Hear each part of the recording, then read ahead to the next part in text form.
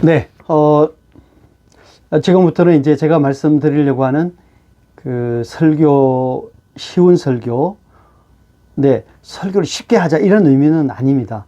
그러니까, 쉽게 얘기하면 설교 준비예요. 그러니까, 왜냐면 설교 준비를, 잘 해야 좋은 설교가 나오는 거거든요. 예, 그래서, 설교를 조금 더 쉽게, 이 패턴으로 하면 훨씬 설교 준비가 조금 쉬워진다. 물론 어떤 분들은 어렵게 설명한 쉬운 설교 이렇게 얘기를 하시기도 하시더라고요.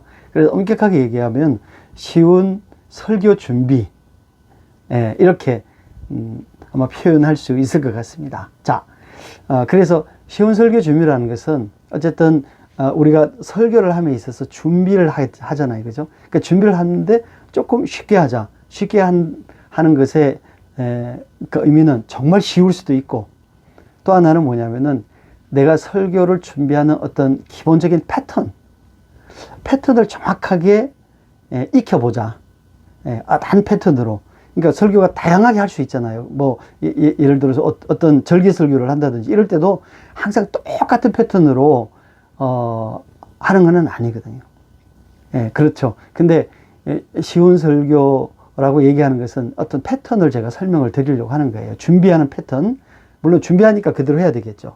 네. 자, 그런데 뭐 여러분이 이제 설교를 많이 들어보시지만 제가 이제 가장 기억에 나는 설교 패턴 중에 아주 명확한 패턴을 갖고 있는 분 중에 한 분은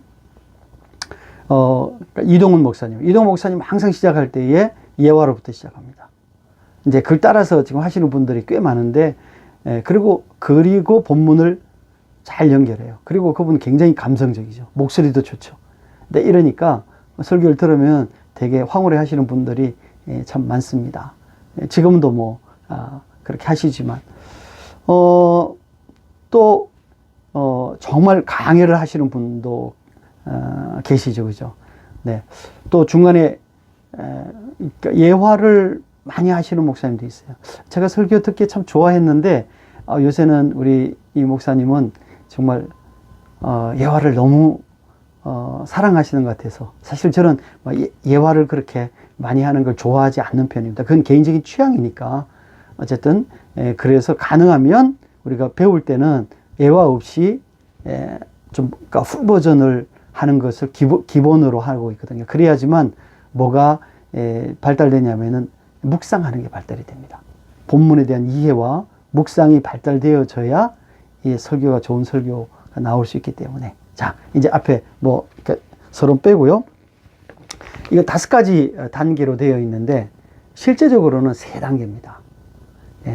그러니까 전체적으로는 처음에 시작할 때는 5단계예요. 그런데 나중에 이게 조금 익숙해지면 3단계가 됩니다. 그래서 어찌 보면은 쉬운 설교 준비 3단계 뭐 이렇게 표현할 수 있을 것 같습니다. 자, 그 중에서 첫 번째 단계는 뭐냐면은 A예요. A. 그러니까 5개 단계를 A, B, C, D, E 이렇게 해서 나름 뭐 이렇게 이 알파벳으로 맞추려고 노력을 한 거니까 여러분 이거 잘 안 맞는데 그러더라도 뭐 이해를 해 주시기 바랍니다. A는요. A의 약자인 어프로치예요. 우리가 설교를 준비할 때에 맨 처음에 성경 본문을 보지 않습니까? 그때에 우리가 이 설교를 해야 되겠다라고 생각하고 제일 먼저 뭐를 정하냐면은 그 패러그래프를 정하죠. 한 패러그래프. 그러니까 한 패러그래프라는 얘기는 요 안에 있는 얘기가 같은 내용인 거예요. 같은 내용. 같은 주제의 내용이 요 안에 한 패러그래프 안에 들어있다. 이렇게 우리가 상식적으로 생각해 볼 수 있습니다. 그래서 A는 어프로치예요. A는 어프로치. 그래서 설교에 대해서 어프로치 할 때에 우리가 항상 뭐를 찾느냐면은 주제절을 찾습니다. 주제절. 그러니까 이 주제절 안에 주제절을 찾는다는 얘기는 이 주제절에 의해서 전체적으로 여기 한 그 본문, 우리가 설교할 때가 한 본문이 이 정해진다 이런 얘기죠. 물론 너무 길면 잘라서 하는 경우도 있어요. 그러나 이제 일반적인 측면에서 우리가 한번 생각을 해본다는 거죠. 두 번째, B예요. B는 베이직 아이디어예요. 조금 전에 A를 찾을 때 주제절을 찾는다 그랬잖아요. 그러니까 주제절 속에 뭐가 있겠습니까? 주제가 있죠. 주제 아이디어나 주제의 단어나 이런 것들이 있습니다. 그래서 그게 결국은 뭐겠습니까? 베이직 아이디어예요. 예. 그래서 저는 이것을 뭐라고 표현하냐면 옛날에 아주 그 유명한 그 연속곡 속에 이런 말이 있었죠. 내 안에 너 있다. 이런 거죠. 그러니까 그런 것처럼 내 안에 너 있다. 혹시 기억나십니까? 아주 오래된 그 연속곡인데, 자, 그런데 그런 것처럼 결국은 주제절 속에 뭐가 있습니까? 주제가 있지 않습니까? 그렇죠, 그죠? 그러니까 뭐예요? A 안에 B 있다. 이렇게 되는 거죠. 이거는 안 잊어버리실 것 같아요. 제가 그 세미나 할 때 참석하는 학생들한테 이거 한 번 하고 나면 끝날 때까지 안 잊어버려요. A 안에 B 있다. 그러니까 주제절 속에 뭐가 있다? 주제가 있다. 그러니까 사실은 이게 A, B지만 실제로 이 두 개는 뭐예요? 하나인 거죠. 왜냐하면 주제절은 어떻게 우리가 이게 주제절이다 라고 얘기를 하게 됩니까? 뭐에 의해서? 그 안에 주제가 있기 때문에 주제절이다 이렇게 얘기하잖아요. 그러니까 A 안에 B 있는 거죠. 네, 자 여러분 잊어버리시면 안 됩니다. A 안에 B 있다 이렇게 되는 겁니다. 쉽죠? 네. 그러니까 아마 여러분들이 이거는 문제가 없을 것 같아요. 자, 그러면 C입니다. C. C는 컨텐츠예요. 컨텐츠. 자, 생각해 보세요. 주제가 있어요. B, 주제죠. 그죠? 베이직 아이디어니까 주제가 있죠. 그러면 우리가 한 패러그래프이다 이렇게 얘기했잖아요. 한 패러그래프 속에 무슨 얘기를 하겠습니까? 상식적으로 생각해 볼 때 그 주제에 관한 얘기를 하겠죠. 네? 주제에 관한 설명을 하고 있는 겁니다. 네. 그래서 우리가 C는 컨텐츠라고 얘기를 하는데 주제를 설명하거나 보완하거나 뭐 강조하거나 등등등등 주제에 관한 내용을 한 개, 두 개, 세 개를 찾아보는 거예요. 그래서 그거는 다 주제하고 연관이 있는 거죠. 오늘 내가 얘기하고자 하는 메인 아이디어, 이 주제하고 연관되어져 있는 내용을 찾아보는 거예요. 그래서 그거를 정리해서 한 세 개쯤, 왜냐하면 그러면은 너무 많은 게 느껴져요. 근데 우리는 일반적으로 하나, 둘, 셋 잘 이해하잖아요. 그런 정도는 잘 받아들이니까 1, 2, 3 이렇게 됐습니다. 또 하나는 보통 이제 1, 2, 3이 이게 이제 조금 그러니까 여담인데 우리나라 대통령 중에서 가장 연설을 잘했던 대통령이 있습니다. 그분이 누구시냐면은 김대중 대통령이세요. 네, 김대중 대통령의 연설은요 언제나 1, 2, 3으로 그렇게 구분되어 있습니다. 네, 그러니까 4, 5 그렇게 얘기를 하면은 앞에 중요하게 생각했던 1, 2는 어떻게 됩니까? 사라집니다. 네, 그러니까 항상 연설하실 때 언제나 첫째, 둘째, 셋째, 끝. 이제 이런 거죠.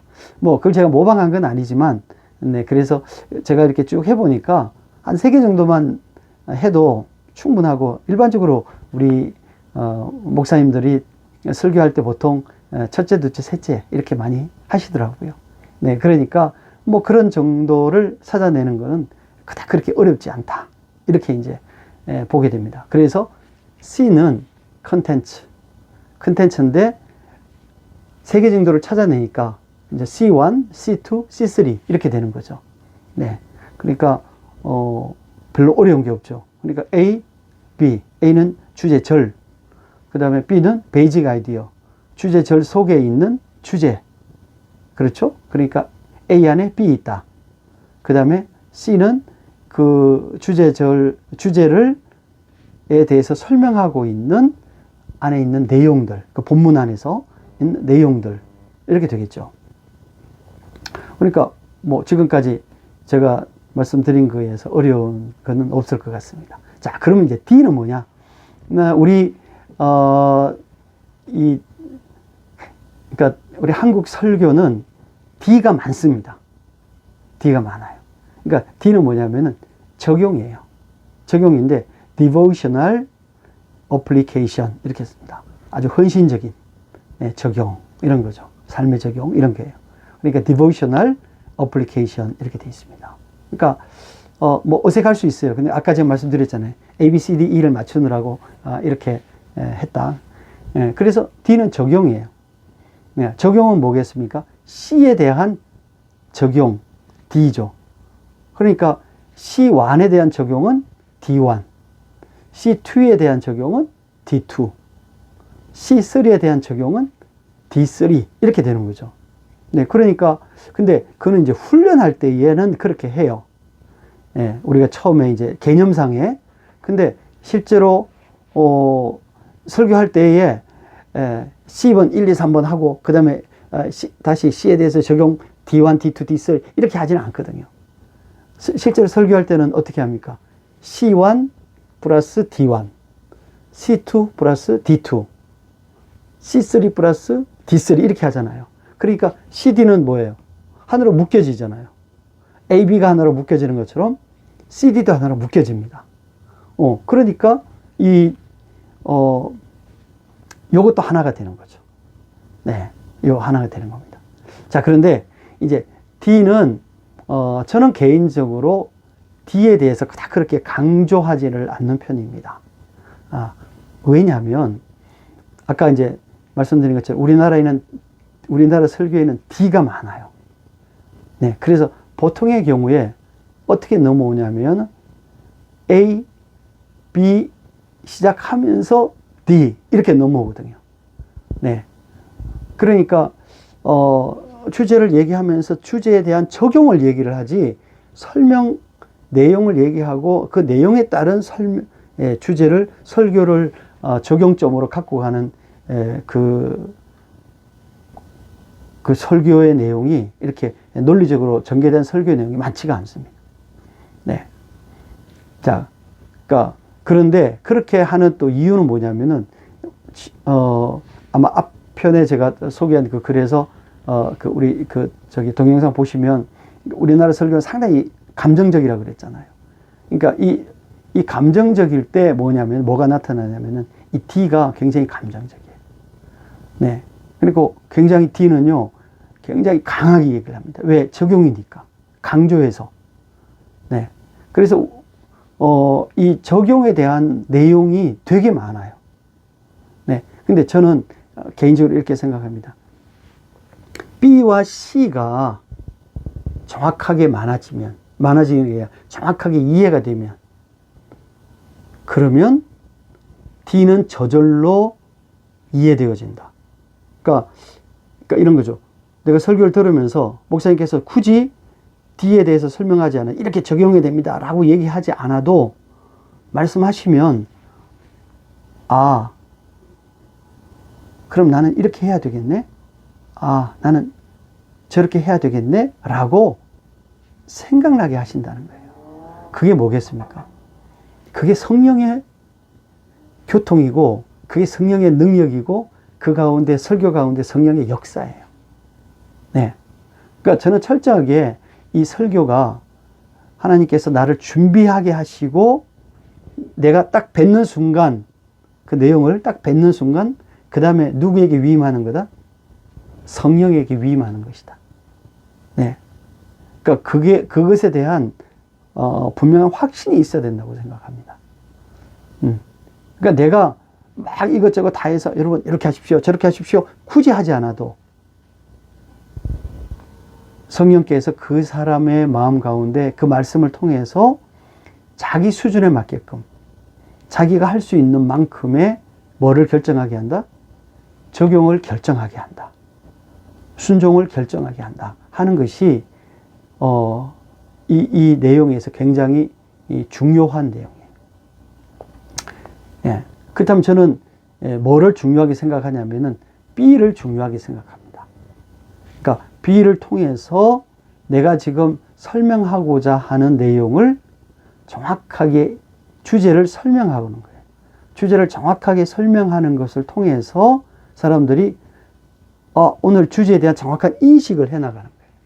그리고 그 다음에 C를 통해서 오늘 본문의 전체적인 내용을 이해하게 만드는 거죠. 네.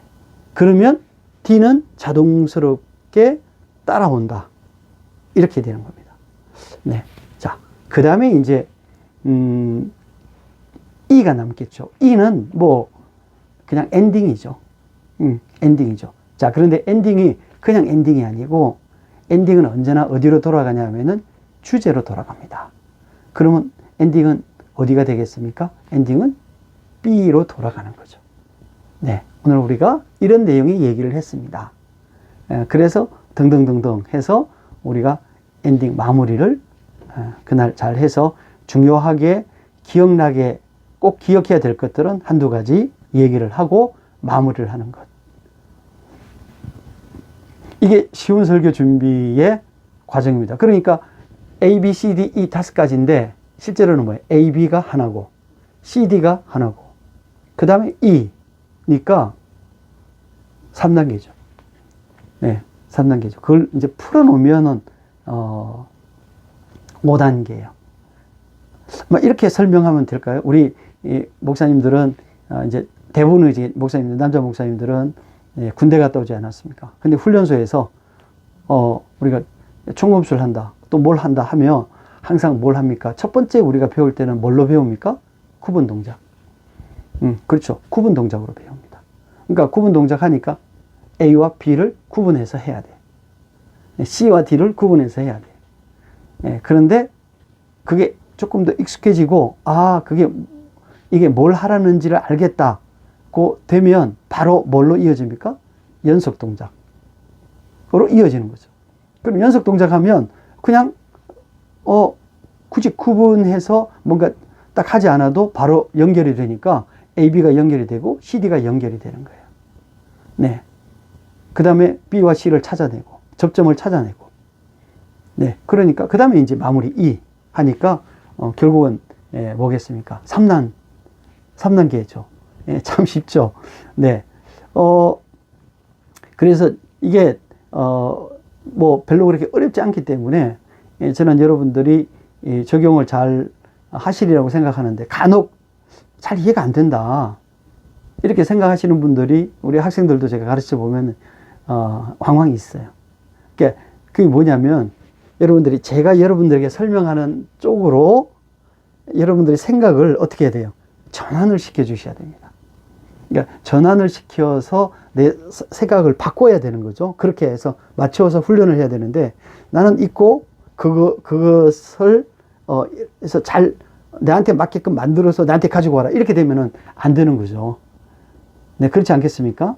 네, 그러니까 그 패턴에다가 내가 준비하는 것을 맞추어서 실제로 해보면 훨씬 더 정확하게 되고 논리적으로 준비가 되어지는 것을 우리가 확인할 수 있는 거거든요.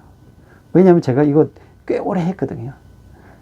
그러니까 제가 확실하게 말씀을 드립니다. 이거를 해서 배운 우리 학생들, 최근에는 제가 이제 이거 하면 우리 목사님들도 이제 조금씩 오시는데, 하면 확실하게 변화가 있어요. 근데 설교하는 변화 이전에 어떤 변화가 생기냐면은 말씀을 보는 눈의 변화가 생깁니다. 관점의 변화가 생깁니다. 저는 이게 가장 중요하다고 생각하거든요. 성경을 보는 관점의 변화 없이 설교가 좋아질 수 없다 하는 게 제가 갖고 있는 기본적인 지론입니다. 따라서 이 A, B, C, D, E 성경 그러니까 쉬운 설교 준비의 가장 기본적인 그 원리 A, B, C, D, E 5가지지만 실제로 3가지 3단계를 정확하게 이해하는 것, 그것이 정말 가장 중요한 그다. 이게 패턴을 잘 익히는 것이 맞다. 근데 제가 이렇게 말씀을 드리지 않았어요. 이것만이 왕도다. 아니에요. 그러니까 이것을 하면서 내가 이 패턴에 굉장히 충실하게 해보면서 자신있게 성경을 잘 볼 수 있는 상황으로까지 좀 연습을 하고 설교를 하는 것이 중요해요.